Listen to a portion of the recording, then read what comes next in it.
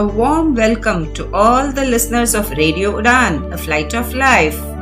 You are listening to your favorite show, The Book World, with RJ Rajeshwari. आप सुन रहे हैं One Arranged Murder by Chetan Bhagat. एक quick recap देख लें अभी तक क्या हुआ।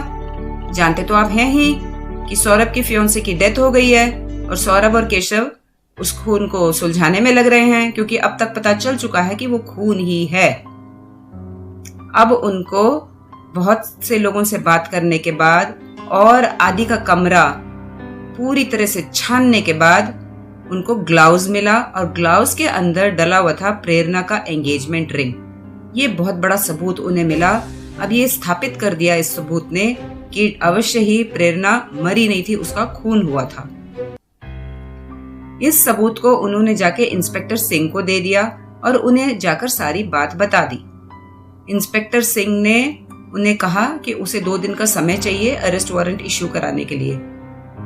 ऐसा कह के उसने सबूत भी उनसे मंगवा लिया और ये दोनों अब घर में अकेले सोचने लग गए कि क्या हमने गलत तो नहीं किया पुलिस को ये सब सबूत देके, क्योंकि राणा सर ने इनको पहले ही चौकन्ना कर दिया था। हर चीज जाके सिंह को बताने की जरूरत नहीं है। सौरभ बिल्कुल कंफर्टेबल नहीं था कि उन्होंने सब चीज सिंह को बता दी, मगर केशव चाहता था कि कंट्री की पुलिस को तो लूप में लेके चलना ही पड़ेगा ना भाई। अगर पुलिस पे ट्रस्ट नहीं करेंगे तो हम कैसे दुनिया में जी पाएंगे। इसलिए उसने परिवार से पहले पुलिस को बताना मुनासिब समझा। मगर सौरभ बहुत अपसेट था, इसलिए उन लोगों ने डिसाइड किया चलो मल्होत्रास को सबको इकट्ठा किया जाए और सबको ये सबूत के बारे में बताया जाए और आदि के कारनामे के बारे में उन्हें बताया जाए। चलिए अब चलते हैं कहानी की ओर आगे कि वो मल्होत्रा से कहाँ मिले और उन्होंने क्या क्या बताया, कैसे बताया और उनका रिएक्शन कहाँ रहा। चलिए दोस्तों, अंजलि हमसे कह रही थी तुम हम सबको डिनर पे ले जाना चाह रहे हो, ऐसा क्यों? तो सौरभ ने कहा रमेश अंकल ने हमारे लिए इतना किया है, इतने दिन हम उनके घर में रहे हैं मेहमान बनकर। This is the least we can do, isn't it? मैंने और सौरभ ने लोटस पॉन्ड रेस्टोरेंट का एक प्राइवेट रूम डिनर के लिए बुक कर लिया था। हम पहुंचे उसकी थोड़ी देर बाद ही अंजलि आ गई थी। पहले अंजलि ही अकेली आई थी। डैशिंग लग रही थी, दुबली पतली तो है ही। एक टॉम जीन्स पहनी हुई थी, white kurti with self design, नाक में उसका ट्रेडिशनल नोज रिंग था और रिंग्स थे कान में, और उसने अपने बाल और भी छोटे करा लिए थे। मैं अपनी आंख उसके ऊपर से हटा नहीं पा रहा था, बट मेरा स्कूल प्रिंसिपल है ना ये सौरभ, इसे पसंद नहीं आएगा, मुझे पता था। खैर हमारी बातें शुरू हुई। मैं और अंजलि ही बात कर रहे थे, सौरभ तो मेनू देखने में बिजी था। मैं उसकी क्या तारीफ करता वो मुझे बोलने लग गई, क्या चल रहा है आजकल, आज तुम बहुत ज्यादा स्मार्ट लग रहे हो। मैंने मन में सोचा मेरे साथ फ्लर्ट मत करो, क्योंकि ये मेरा दोस्त है ना, इसे पसंद नहीं आएगा मैं तुम्हारे साथ करूंगा तो।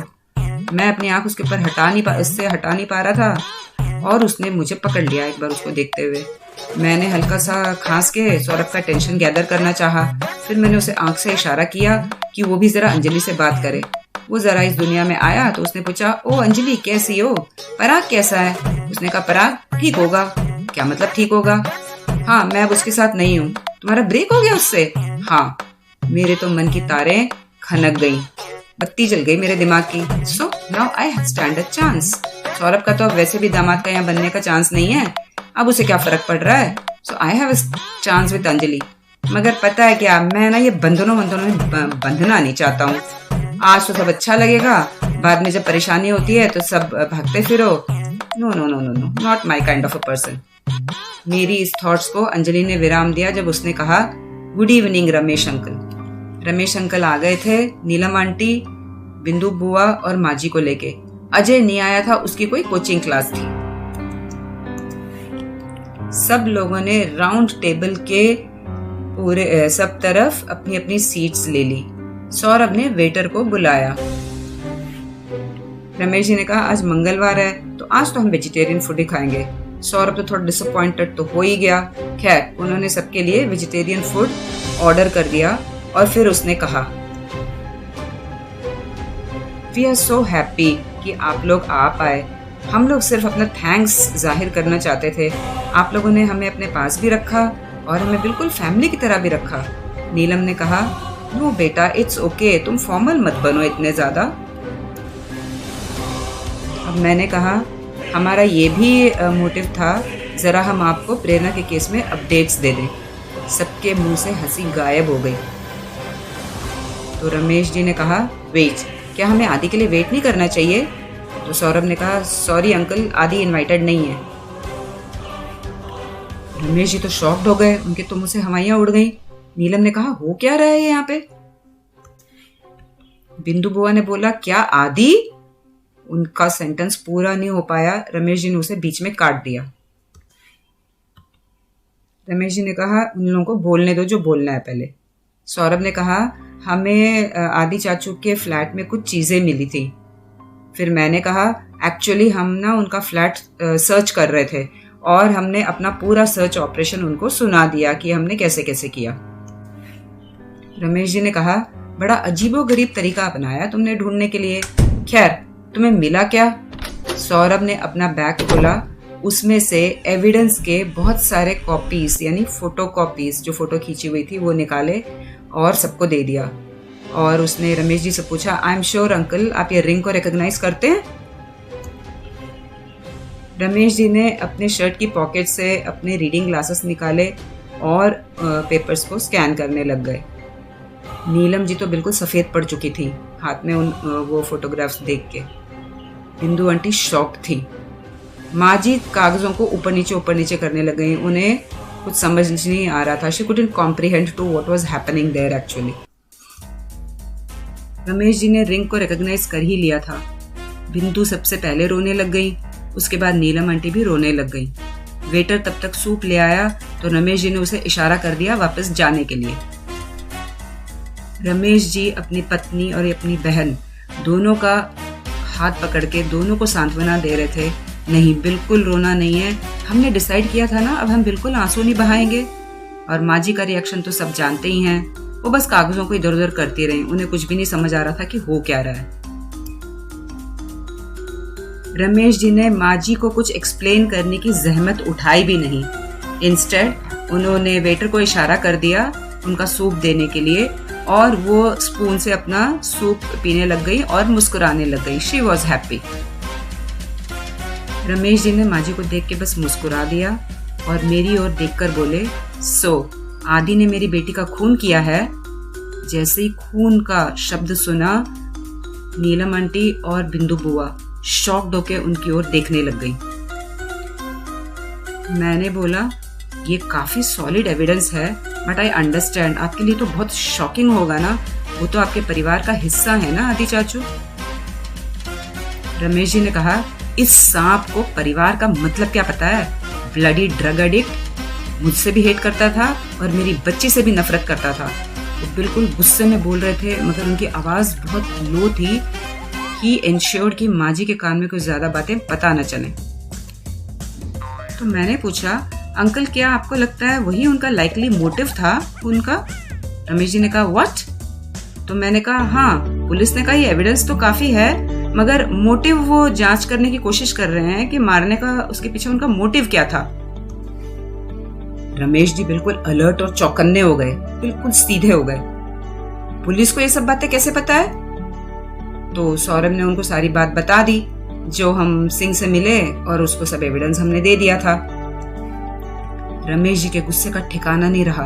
उन्होंने कहा, व्हाट डू यू मीन? तुम पुलिस के पास क्यों गए थे? अब उनकी आवाज इतनी तेज थी कि माँ जी को भी सुनाई दे दिया। उन्होंने ऊपर उठ के सूप से अपनी नजरें उठा के रमेश जी की ओर देखा। माँ जी ने पंजाबी में पूछा, कई होया? रमेश जी ने कहा, कुछ नहीं माँ जी, चलिए हम खाना खाते हैं। उन्होंने वेटर को सिग्नल कर दिया कि वो बाकी का खाना ले आए। वेटर चला गया। रमेश जी की तो हाथ में मुट्ठी बंध गई, मान लो किसी को मार ही देंगे सामने।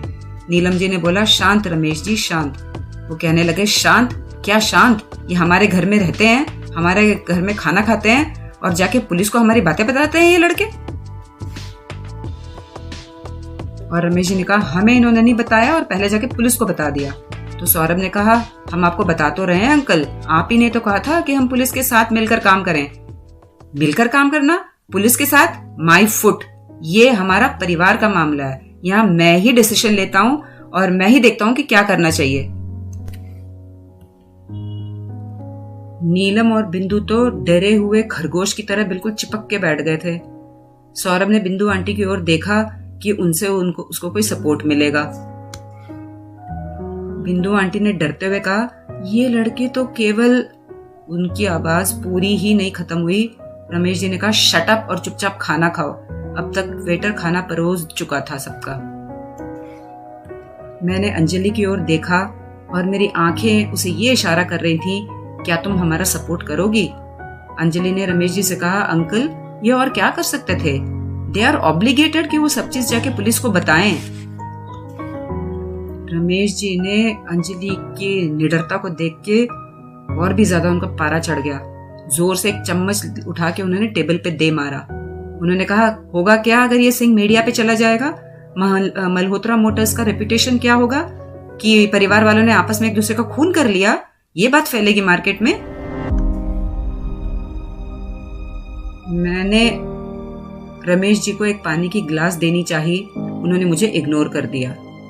सौरभ ने कहा, सॉरी अंकल, बट आदि चाचू अगर मर्डरर हैं, इवेंचुअली न्यूज तो बाहर आएगी ना, हम कब तक रोक लेंगे उसको? रमेश जी ने कहा, नहीं पता चलता अगर तुम चुप रहते। अब मुझे जाके इस सिंह को हैंडल करना पड़ेगा। सौरभ ने कहा, व्हाट डू यू मीन? क्या आप आपकी बेटी के कातिल को पकड़वाना नहीं चाहते हैं? हाँ, मैं चाहता हूँ, मगर मैं अपने परिवार के नाम को बाजार में खराब भी नहीं होने देना चाहता हूँ। इस पर अंजलि ने कहा, और आप अपनी बेटी के कातिल को खुला छोड़ सकते हैं, है ना? रमेश जी को बहुत गुस्सा आया, उसकी ओर बहुत गुस्से में देखा। बस उन्होंने इतना कहा, जिंदगी हमेशा बहुत इजी चॉइसेस नहीं देती है सबको। और फिर उन्होंने चुपचाप अपना खाना भी प्लेट में डाल लिया।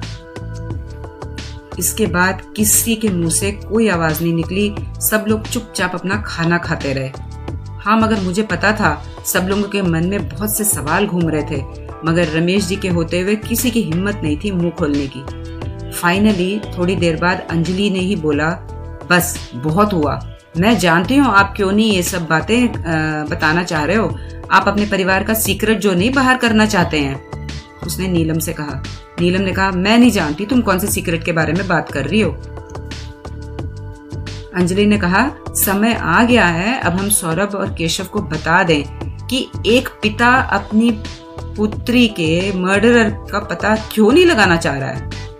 रमेश जी इतने गुस्से में आ गए, खड़े हो गए और एक उंगली अंजलि की ओर दिखाते हुए बोला उन्होंने, जस्ट शट अप। अंजलि ने बोला, क्यों? आगे कुछ नहीं बोल पाई।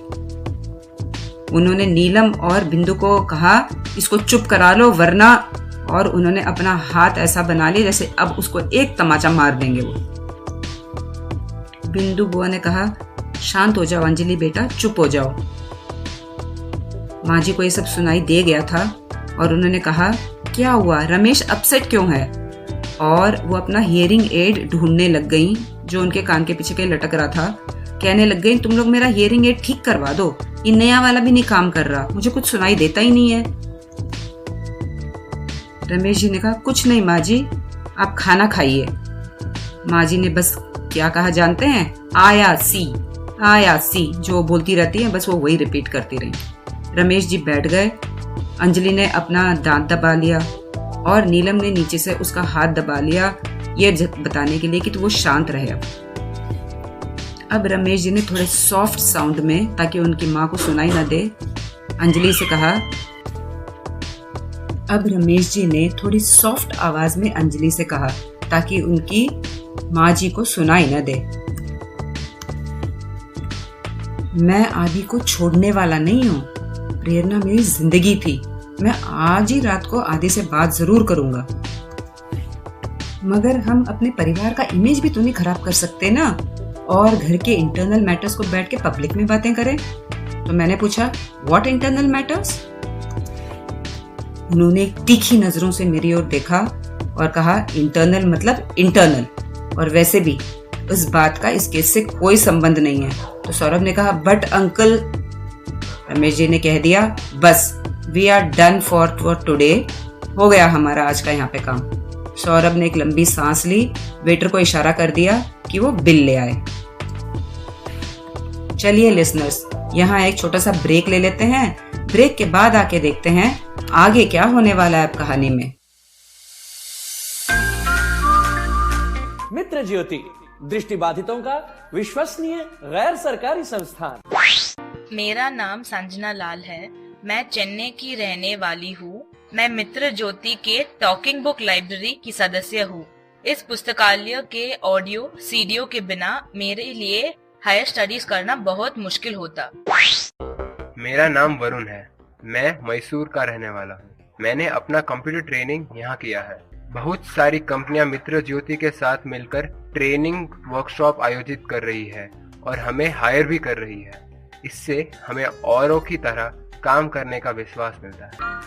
आप मित्र ज्योति से संपर्क कर सकते हैं। हमारा फोन नंबर है 08022587623 22587625। Website www.mitrajyoti.org। Email ID admin.office@mitrajyoti.org। धन्यवाद। वेलकम बैक टू रेडियो उड़ान, अ फ्लाइट ऑफ लाइफ। आप सुन रहे हैं बुक वर्ल्ड में one arranged murder. Lotus pond से हम सब लोग वापस घर आ गए थे। मैं और सौरभ प्रेरणा के कमरे में उसके बेड पे बैठे हुए थे। नीलम आंटी और बिंदु बुआ दोनों लिविंग रूम में थे। रमेश जी तो सीधे आदित्य के रूम में ही गए थे और जाकर वहां पे बहुत वायलेंटली शायद बिहेव कर रहे थे। आवाजें तो हमें आ नहीं रही थी, बस ये समझ आ रहा था कि वो बहुत गुस्से में है। बिस्तर पे बैठे बैठे अचानक से हमें क्लैंग की इतनी तेज आवाज आई, उचक के मैं और सौरभ दोनों खड़े हो गए। मैंने कहा अब तो ये पता चलाना पड़ेगा कि हो क्या रहा है। सौरभ ने कहा चलो हम जाके सीढ़ियों पर देखते हैं। हम जैसे ही बाहर निकल के सीढ़ियों पर गए, वहां पे नीलम आंटी थी और वो बोल रही थी ये हो क्या रहा है ऊपर। तो सौरभ ने कहा मैं जाके देख लेता हूँ, और वो इतनी तेज चिल्लाई नहीं बिल्कुल नहीं जाना। रमेश जी ने बिल्कुल मना किया किसी को भी ऊपर आने के लिए। तो उन्होंने कहा ठीक है हम अंदर नहीं जाएंगे, हम बाहर से ही सुन लेते हैं।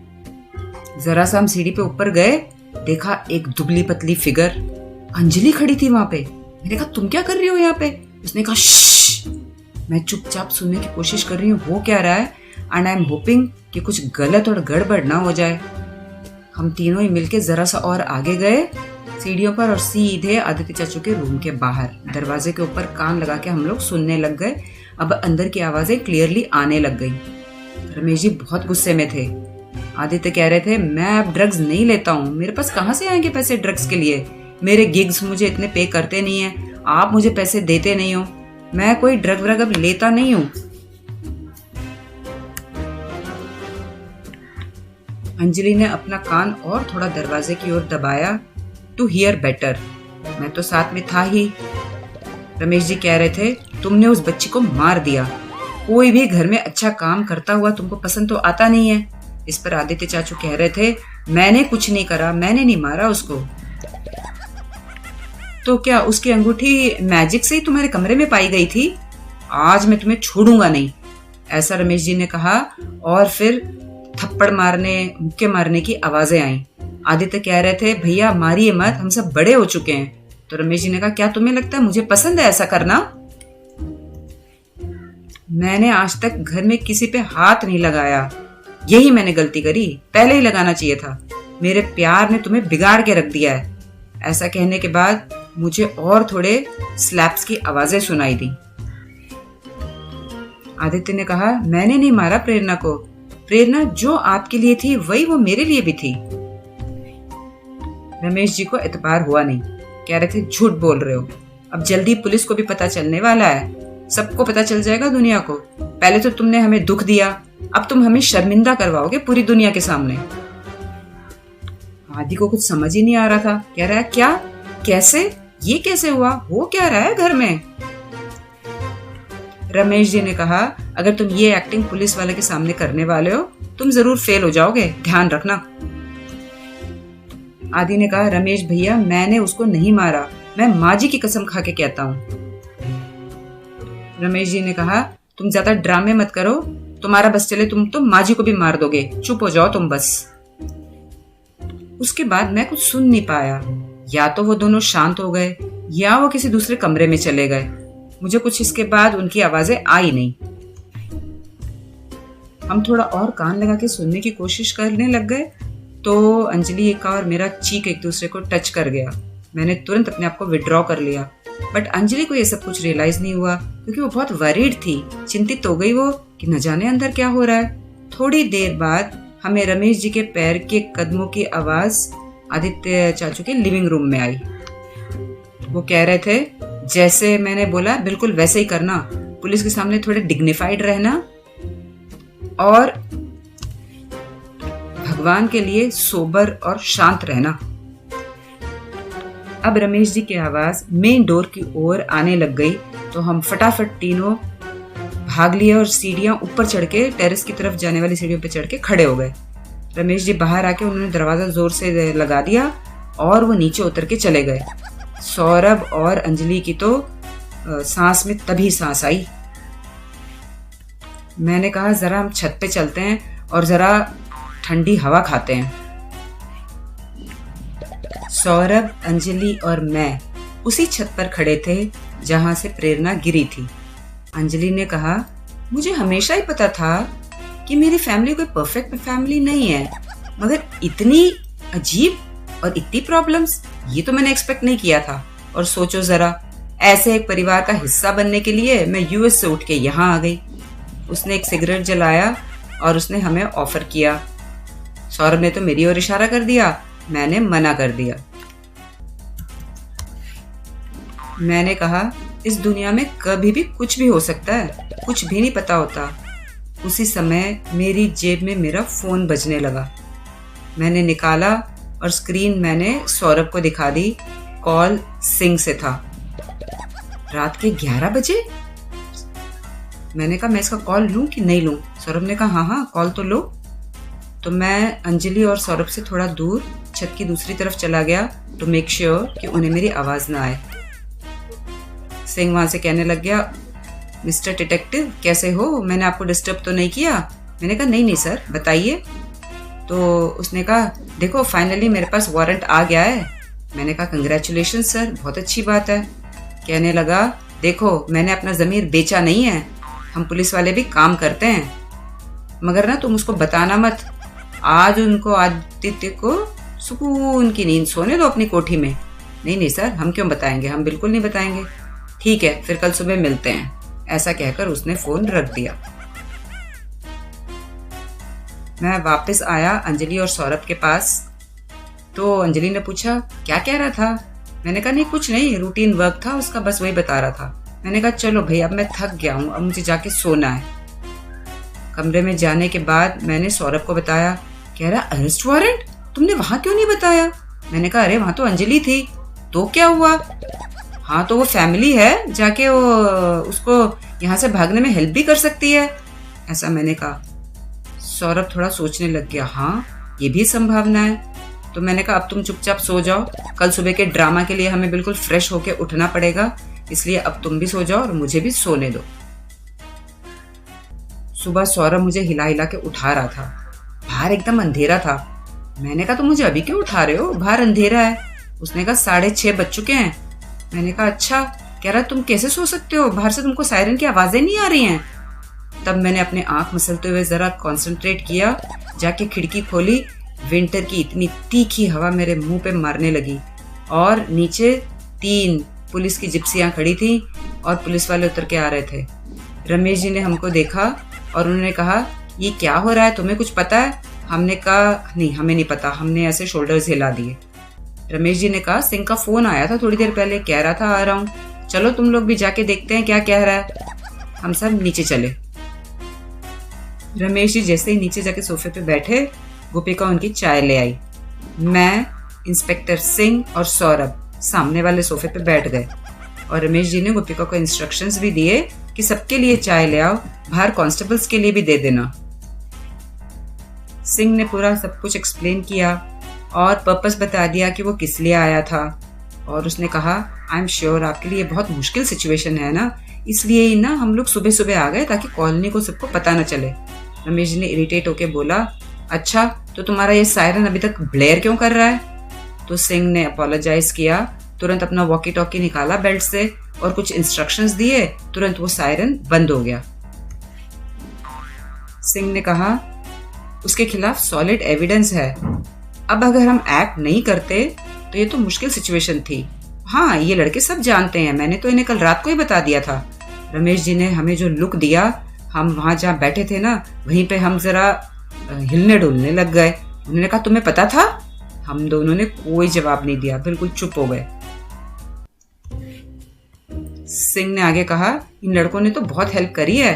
रमेश जी कहने लग गए, हाँ हाँ मुझे पता है, मेरे घर में ही चोरों की तरह घुस के उसको रेड करना और सब कुछ जाके पहले पुलिस को बता देना और मुझे कुछ ना बताना, सब पता है मुझे। तब तक गोपिका ने लाके सिंह की भी चाय दे दी। सिंह ने पहले चाय पी और वेट किया कि गोपिका वहां से चली जाए। उसके बाद सिंह ने कहा, कभी कभी जब हम वारंट लेके आते हैं तो जो अक्यूज होता है गायब हो जाता है, इसीलिए हमें थोड़ा सावधान रहना पड़ता है। मगर आपकी मैं बहुत इज्जत करता हूँ, इसीलिए मैं कल रात को नहीं आया अरेस्ट वारंट लेके।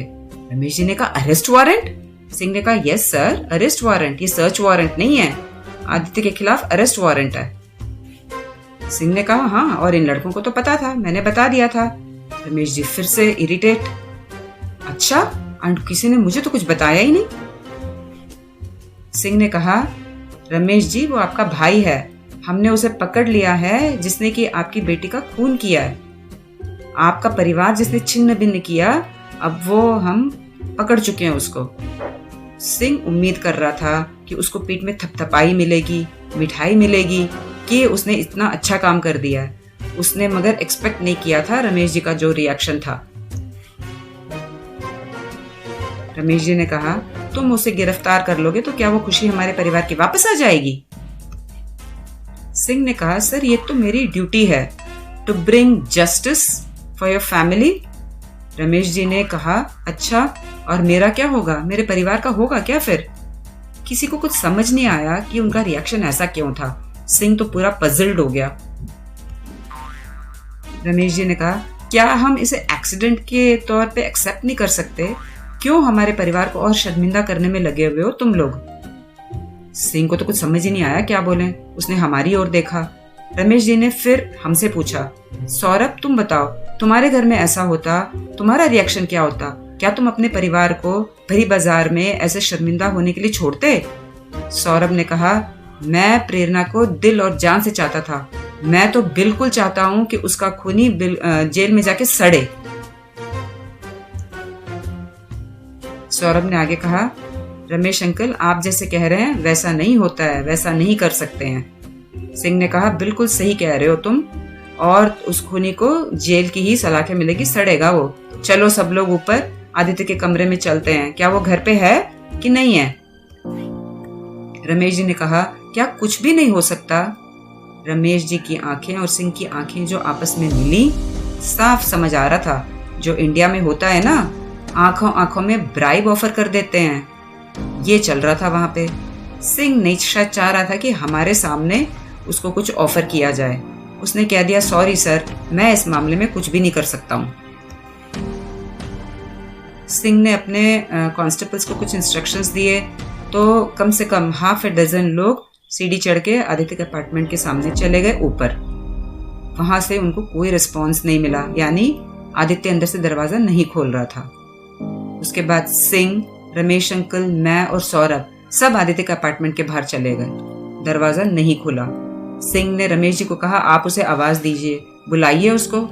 रमेश जी ने कई बार बुलाया मगर कोई जवाब नहीं आया, दरवाजा अंदर से नहीं खुला। सिंह ने रमेश जी से कहा, ये आप बिल्कुल गलत कर रहे हैं, अक्यूज को आपने भगा दिया है। रमेश जी को गुस्सा आ गया, बहुत तेज चिल्लाए, मैंने कुछ नहीं करा, होगा वो अंदर ही, आप तोड़ दीजिए दरवाजा, I don't care for it. एक कांस्टेबल को सिंह ने इंस्ट्रक्शंस दिया, वो चला गया नीचे जिप्सी में जाके टूल बॉक्स ले आया दरवाजा खोलने के लिए। चलिए फ्रेंड्स, यहाँ एक और ब्रेक ले लेते हैं, उसके बाद आके देखते हैं कि आदित्य के कमरे में क्या पाएंगे सब लोग। आदित्य वहाँ होंगे कि नहीं होंगे। Brought to you by Savlon स्वस्थ इंडिया मिशन। सिर्फ पानी काफी नहीं है, wash your hands frequently with hand wash and water. Just water is not enough. पहले मैं बहुत परेशान था, स्टाइलिश खो गया है, क्या करूं? व्हाइट केन चाहिए, अब किसको कहूं कि दिल्ली से लेके आए। बट थैंक्स टू सक्षम, अब सक्षम ने लॉन्च किया है ब्लाइंड पर्सन्स के लिए ऑनलाइन शॉपिंग पोर्टल। आप हर कोई वो प्रोडक्ट जो ब्लाइंड के लिए है एक क्लिक में मंगवा सकते हैं। आज ही लॉग इन करें www.saktek.in SAKTEK या कॉल करें 011-4241-1015। आप ईमेल कर सकते हैं info@saktek.in।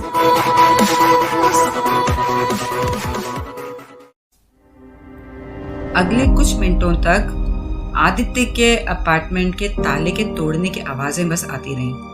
थोड़ी ही देर में कांस्टेबल ने कहा, हो गया। अपार्टमेंट का डोर खोल दिया गया। हम सब लोग अंदर चले गए। डाइनिंग टेबल पर उस दिन की तरह ही morning breakfast, cereal, bowls, empty cups सब वैसे के वैसे ही रखे हुए थे, यानी यूज्ड नहीं थे। आदित्य कहीं नहीं दिखे। आदित्य के बेडरूम की ओर सब लोग गए। बेडरूम को खोलने की कोशिश करी, नहीं खुला। इंस्पेक्टर सिंह ने कहा, यह तो अंदर से बंद है। फिर से कांस्टेबल को बोला गया। कुछ और मिनट लगे। कांस्टेबल ने वो वाला दरवाजे का लॉक भी तोड़ दिया। दरवाजा पूरा खोल दिया गया। हम सब बाहर इंतजार करने लग गए। सिंह सर सबसे पहले अंदर गए। वो बात करते हुए गए, आदित्य जी कहाँ हैं? मैं सिंह आया हूँ आपसे मिलने के लिए। आगे की ओर जाके उसने कमरे में जो पर्दा खिड़की पे लगा हुआ था उसको खोल दिया। धूप अंदर आ गई। बस कुछ ही क्षणों में सिंह बाहर आए। रमेश जी ने पूछा, क्या कर रहा है? सो रहा है वो ड्रग्स लेके, और दरवाजा भी नहीं खोला उसने, होश ही नहीं है उसे कोई। सिंह ने हम सबको कहा, आप सब लोग अंदर आइए। वहां हमने देखा बिल्कुल सीधा स्टिफ आदित्य बिस्तर पे लेटे हुए थे। गर्दन पे उनके वैसे ही मार्क्स थे जैसे कि हमने उस दिन होटल में उनसे मिलते हुए देखा था ना, जब एक गर्ल आके उनसे मिलके गई थी। यानी वो रिसेंटली कोई प्रोग्राम में जाके आए लगता है। और सिरिंजेस के मार्क्स तो दिख ही रहे थे एविडेंटली। पास ही सिरिंज और ड्रग्स भी रखे हुए थे। रमेश जी बहुत गुस्सा हुए। आदित्य के कपड़े भी, jogging dress, pants, even underwear भी इधर उधर कमरे में बिखरे हुए थे। उनका शरीर वेस्ट तक बस एक शीट से ढका हुआ था। रमेश जी ने कहा, देखा, कहा था ना मैंने, ड्रग्स लेके सो रहा है, कुछ होश नहीं है उसको। सिंह ने झुक के आदित्य का पल्स देखा। No pulse. सिंह ने कहा, रमेश जी ये सो नहीं रहा है, आदित्य मर चुका है। बस मल्होत्रा के घर में सुनामी आ गया, मातम छा गया। अंजलि दौड़ती हुई आई अपने चाचा को देखने के लिए और इस हालत में उन्हें देख के टूट गई। आदित्य की बॉडी नीचे ले जाई गई। माँ जी भी आ गई थी। माँ जी ने जाके आदित्य के पास बोला, मेरा छोटा आदित्य, क्या हुआ तुमको? तुम उठ क्यों नहीं रहे हो? उन्होंने आदित्य को अपने बाहों में भर लिया और बहुत तेज रोने लग गई। सभी लोग रोने लग गए थे। आदित्य को माँ जी के हाथ से रमेश जी ने छुड़ाया, मगर अभी तक माँ जी की हालत देख के रमेश जी खुद भी बहुत रोने लग गए थे। अपने आंसू पोंछते हुए उन्होंने नीलम से कहा, माँ जी को जरा यहाँ से ले जाओ। रमेश जी टूट चुके थे। उन्होंने हाथ जोड़ के सिंह सर से कहा, आप प्लीज इस केस को मीडिया में जाने से रोक सकते हैं? सिंह ने कहा, मैं अपनी पूरी कोशिश करूंगा। उन्होंने कहा, हमें फटाफट क्रमेट करना है। तो सिंह ने कहा, हम जरा जल्दी से एक पोस्टमार्टम कर लें, उसके बाद फ्यूनरल कर लीजिएगा। तो रमेश जी ने कहा, कोई फ्यूनरल नहीं चाहिए, we will just do the cremation immediately. आप बस जल्दी फॉर्मेलिटीज करके दे दीजिएगा। सिंह ने कहा, मैं पूरी कोशिश करूंगा कि ये सब काम आपका जल्दी हो जाए। मल्होत्रास हाउस की सारी औरतें लिविंग रूम में सोफे के ऊपर कडल होकर बैठी हुई थी। एकदम बहुत ही सॉरोफुल सीन था। नीलम बिल्कुल खाली आंखों से जमीन की ओर देख रही थी। बिंदु आंटी की तो आंखों से आंसू बंद ही नहीं हो रहे थे और अंजलि बार बार उनके आंसू पोंछती रही। रमेश जी अपने हाथ बांधे हुए एक कोने पे खड़े थे। लग रहा था कि उनके ऊपर ना बिजली पड़ गई हो। मैं और सौरभ डाइनिंग टेबल की चेयर पे बैठे हुए थे। हम काम से वापस आए थे तभी। सीन मुझे ऐसे लग रहा था जिस दिन प्रेरणा मरी थी, जैसा मातम था बिल्कुल वैसा मातम छाया हुआ था। अचानक से गोपिका ने आके साइलेंस को तोड़ा। पूछने लग गई, रात के लिए क्या बनाऊं खाने में? रमेश जी ने उसको ऐसा एक लुक दिया कि वो वहीं खड़े खड़े ना गायब भी हो जाए, इतने गुस्से में। नीलम ने सिचुएशन को संभालते हुए कहा, तुम जाके किचन में वेट करो, मैं आती हूँ, बताती हूँ। इसके बाद बिंदु बुआ बोली रमेश जी से, वीर जी, पुलिस का कोई मैसेज आया? आदि को हुआ क्या था? रमेश जी ने कहा, नहीं, वो लोग पोस्टमार्टम की रिपोर्ट के लिए वेट कर रहे हैं, बट प्रिलिमिनरी इन्वेस्टिगेशन रिपोर्ट तो यही कहती है कि ड्रग्स का ओवरडोज हुआ था। बिंदु ने इनोसेंटली पूछा, ड्रग ओवरडोज इंसान को मार भी सकता है? तो रमेश जी ने कहा, हाँ, हेरोइन मार सकता है, वो बहुत डेंजरस होता है। उन्होंने बहुत लंबी सांस भरी और ये बात बोली। नीलम ने कहा, अभी तक हमने नेबर्स को तो कुछ बताया ही नहीं है। तो रमेश जी ने कहा, हाँ, सबको बता देना, ड्रग का ओवरडोज हो गया था, किसी फ्रेंड्स ने उसे कुछ नया सजेस्ट किया था, उसने ले लिया और वो घातक साबित हो गया। इस पर सौरभ बोला, अंकल आर यू श्योर? और रमेश जी ने बोला, what do you mean by that? Ramesh ji ने आगे इरिटेट होते हुए बोला, हाँ, एक्सीडेंटल ओवरडोज ही तो था, और क्या था?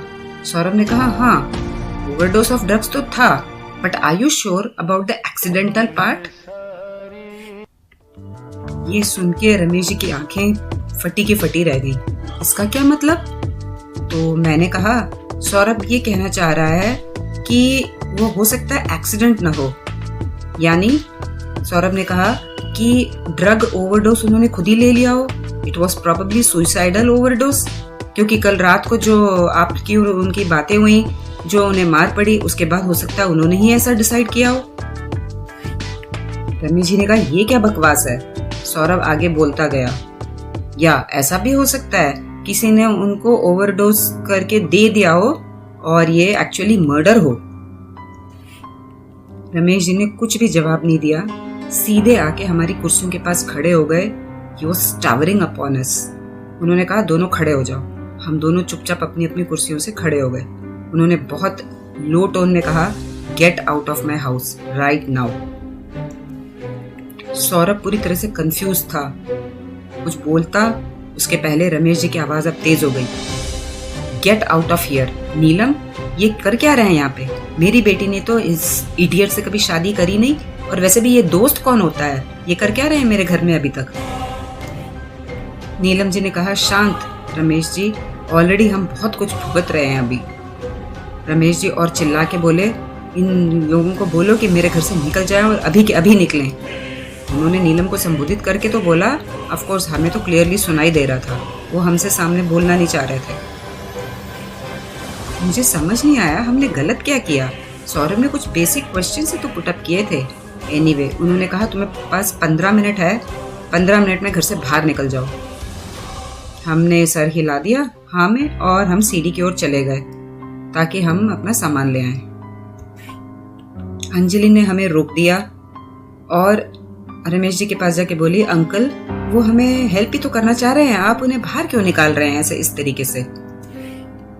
रमेश जी बहुत गुस्से में बोल रहे थे, क्योंकि इन लोगों ने मेरा दिमाग खराब कर दिया है। ऑलरेडी मेरी बेटी जा चुकी है, प्रेरणा जा चुकी थी, और हम सब लोग यही सोच रहे थे कि वो एक्सीडेंट था, मगर इन दोनों से चुप नहीं रहा गया। पता नहीं क्या क्या स्टूपिड थ्योरीज ले आए, सस्पेक्ट्स ले आए, उनसे डाइजेस्ट नहीं हो रहा था कि ये एक्सीडेंट था। अंजलि ने कहा, सिर्फ थ्योरीज थोड़ी थी, उन्हें आदि के रूम में एविडेंस भी तो मिला था। रमेश जी ने कहा, और मैं ही तो बेवकूफ था जो इन लोगों की बातों में आ गया और इन पर भरोसा कर लिया मैंने। अब रमेश जी की बॉडी ही शिवर करने लग गई थी और अब वो अपने आप को होल्ड नहीं कर पाए और वो रोने लग गए। और रोने के बीच बीच में उन्होंने बोला, हाँ मेरा भाई यूजलेस तो था, मगर मेरा एक लौता भाई था। मुझे नहीं पता वो गलती से उसने ओवरडोज ले लिया या मैंने उसके ऊपर ऐसी बुरी तरह से लैश किया इसलिए उसने कर दिया, ये तो मैं नहीं जानता, मगर चला गया मेरा भाई, एक लौता भाई था, वो चला गया करके वो बहुत रोने लग गए। नीलम जी ने उन्हें सांत्वना देने की कोशिश बहुत करी। थोड़ी देर में उन्होंने अपने आप को संभाल लिया। जैसे ही संभले, उनका मेलोड्रामा का टोन फिर से एंग्री मोड में आ गया और उन्होंने कहा, ये दोनों अभी तक यहाँ क्या कर रहे हैं? बाहर निकलने का बोलो इनको मेरे घर से। तब अंजलि फिर से बोली, अंकल स्टॉप। तो रमेश जी ने कहा, आजकल बच्चों को एल्डर्स की कोई इज्जत नहीं है, मैंने बोल दिया ना, बाहर निकलो, यहाँ से बाहर निकलो। अंजलि ने कहा, नहीं अंकल, वो लोग हमें हेल्प करने की कोशिश कर रहे हैं, आप उन्हें निकाल रहे हो। रमेश जी ने गुस्से में बोला, हाँ तुमको भी मैं घर से बाहर फेंक दूंगा, तुम भी निकल जाओ यहाँ से। बस इतना कहना हुआ। अंजलि ने कहा, हाँ हाँ निकाल दीजिए ना, पहली बार थोड़ी निकालेंगे आप मुझे यहाँ से। रमेश जी तब तक बैठ चुके थे, मगर अंजलि खड़े हुए बात कर रही थी। बिंदु ने उसे कंट्रोल करने की कोशिश करी कि तुम अब चुप हो जाओ। सौरभ ने मेरी ओर इशारा किया कि अब हमें यहाँ से निकल जाना चाहिए, ये तो उनका फैमिली का मेलोड्रामा चल रहा है। तब अंजलि बोली, नहीं सौरभ, केशव, तुम दोनों रुको, इट्स हाई टाइम कि तुम लोगों को अब एक सच्चाई पता चले। बिंदु ने उसे चुप कराने की कोशिश करी, अंजलि ने सुना नहीं। नेक्स्ट थिंग जो उसने बोली वो ये थी कि प्रेरणा और मैं दोनों ट्विन सिस्टर्स थे। पूरे कमरे में शांति छा गई, किसी ने एक शब्द नहीं बोला। मैं और सौरभ तो कंफ्यूज हो गए, पजल्ड हो गए, ये चल क्या रहा है, आखिरकार ये है कौन, इस परिवार के रिलेशनशिप्स का तो कुछ समझ में आ ही नहीं रहा है। अंजलि ने बोला, हाँ हम दोनों रियल सिस्टर्स हैं, ट्विन सिस्टर्स, कजिन्स नहीं है हम लोग।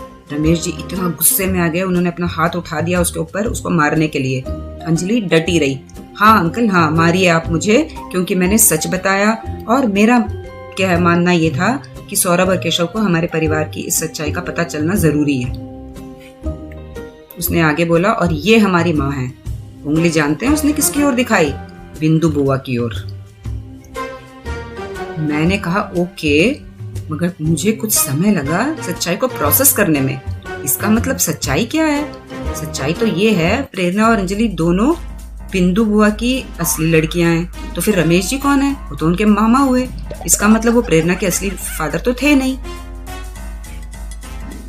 रमेश जी खड़े हो गए, दोनों अपने हाथ ऊपर फेंकते हुए उन्होंने कहा, फाइन, वेरी गुड, अच्छा हुआ, सारी सच्चाई पता चल गई।